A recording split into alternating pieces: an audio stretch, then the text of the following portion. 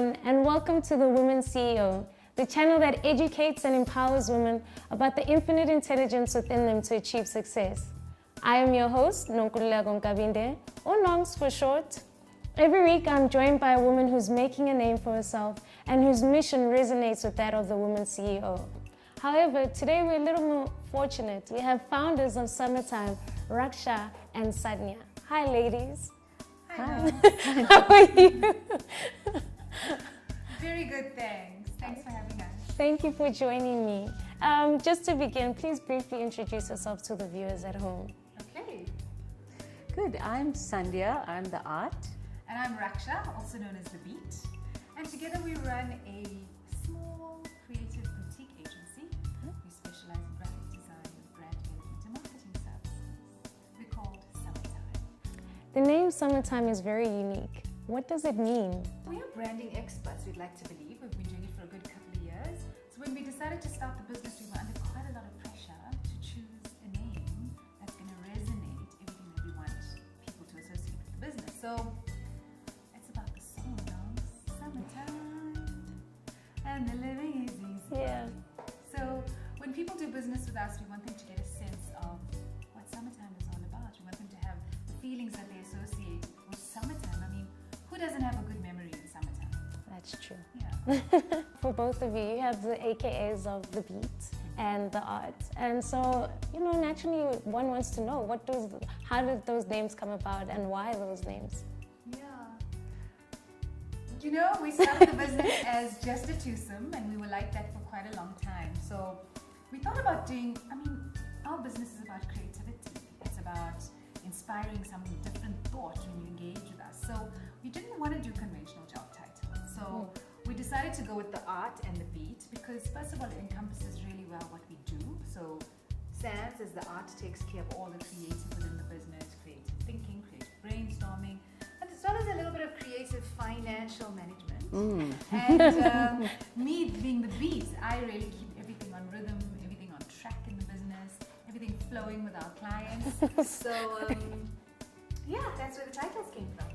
You both began your working lives with different corporate jobs.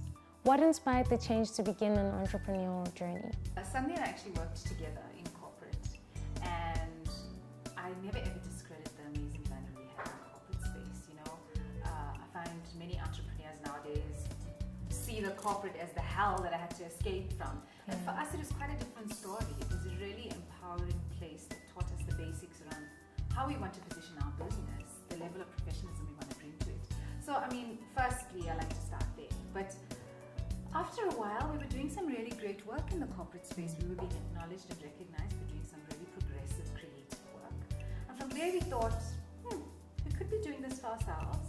Let's see if we can make it out there in the world. And, it was 2007 when we founded the company, and the rules were being written around BEE at the time. So we had a really nice start. We had an enterprise development deal.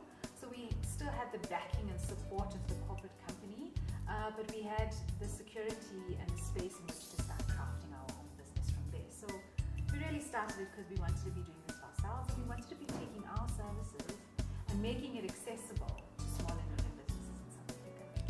And we thought, how can we best put ourselves with making this impact and wanting to make a meaningful contribution to the country we live in, to the people, and just making, I think in its broadest term, making the world a better place for our children to grow up in.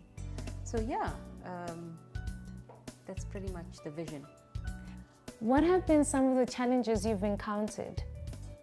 I would definitely say getting our house in order. So what are the basics that you need to get in place in order to start a business?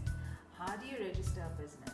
Do you need to register for tax? What happens on your personal capacity with tax versus a business owner capacity as tax? So understanding those basics.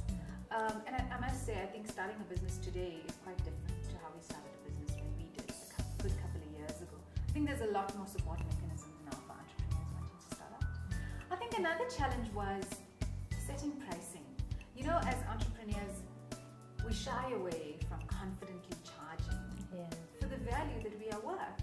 So there was a little bit of, finding our way in terms of how we want to price ourselves, and pricing is directly related to your positioning. So those are some of the things that we had to sort of grapple with and find our way with What have been the valuable lessons from those challenges? I think the lessons are that you don't have to know everything. Don't be hard on yourself. You are starting something new. Get comfortable with the discomfort. Know that this is a new arena that you're going to be playing in, that you don't have all the answers. And I mean, I always talk about our South African spirit of Ubuntu. There's so many people who have done it before. So don't be afraid to reach out to people who are either industry related, people who have walked the walk before, or family members, friends, neighbors, members from your community, your church, whatever, someone who has started a business already, to have the conversation to say, by the way, when you did a business registration, who helped you out with that?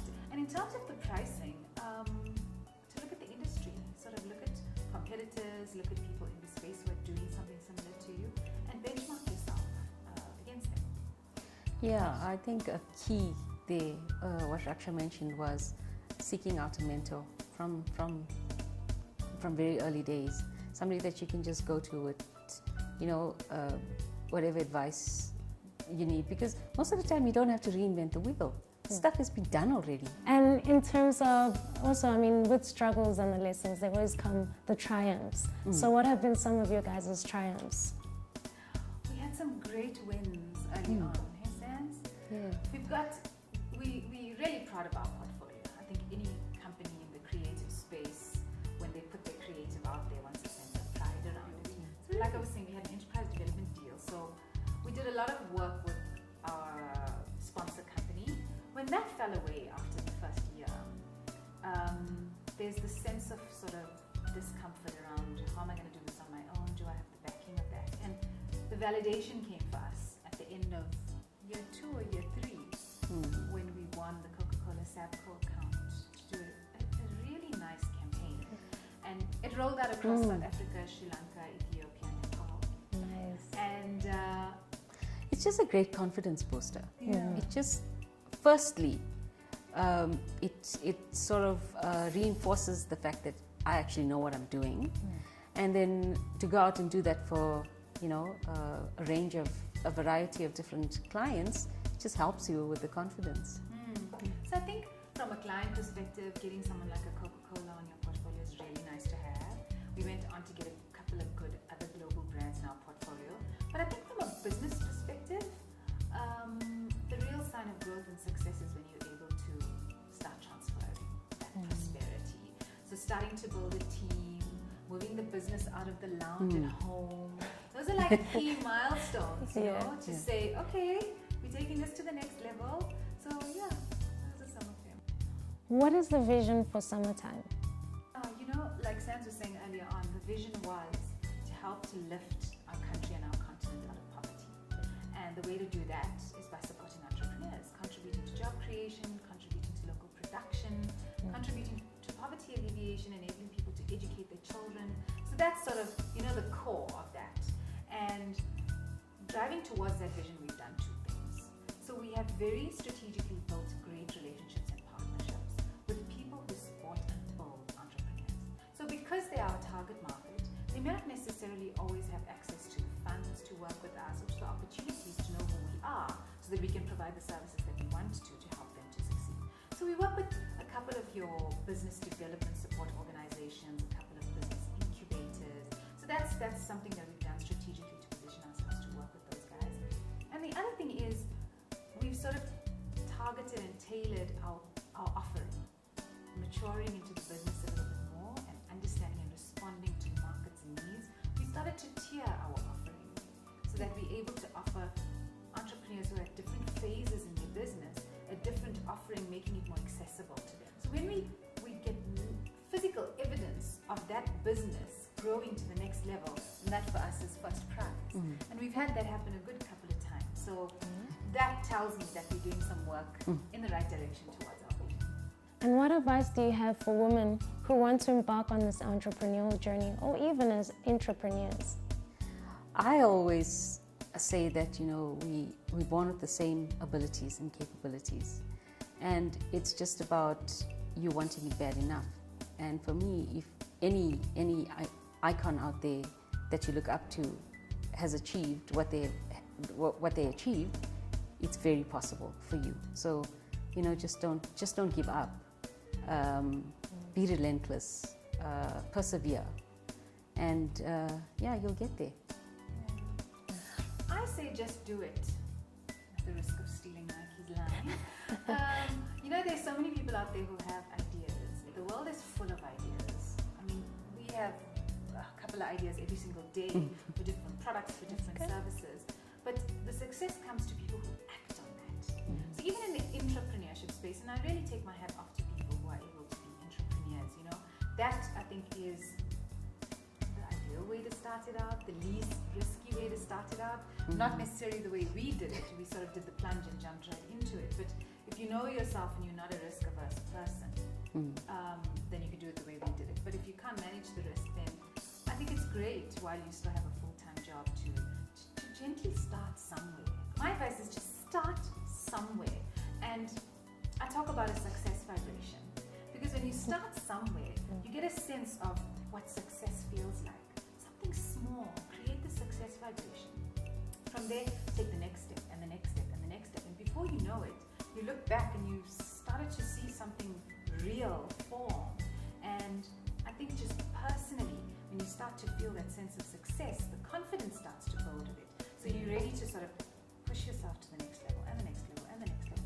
Small little steps, baby steps, but to just start. Thank you, ladies. Well, ladies, you heard it here first.